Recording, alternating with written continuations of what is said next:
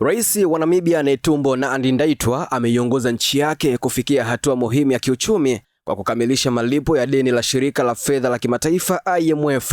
Namibia imelipa jumla ya dola milioni 23.9 ambazo kwa pesa ya kitanzania ni zaidi ya bilioni 62, hatua inayolenga kupunguza mzigo wa madeni ya nje na kuimarisha uthabiti wa uchumi wa taifa hilo.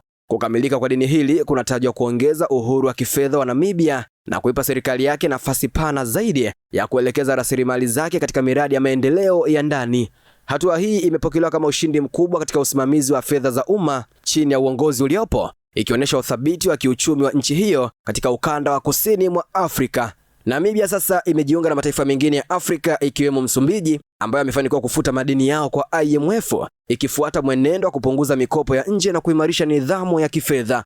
Akiwa na umri wa miaka 72, rais wa kwanza mwanamke Namibia alishinda uchaguzi kwa 57% ya kura, huku mpinzani wake wa karibu Panduleni Itula akipata 26% ya kura kulingana na tume ya uchaguzi nchini humo. Netumbo Nandi-Ndaitwah ameingia madarakani mwezi Disemba mwaka 2024.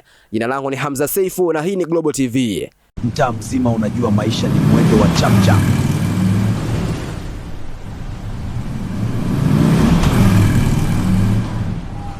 Mtaa mzima unajua maisha ni mwendo wa chapchap.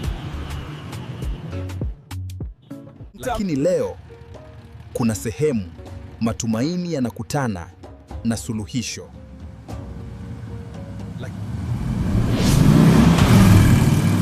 Kwa nini unahangaika? Njoo wezesha Mzawa Microfinance. Punguza stress, ongeza maendeleo.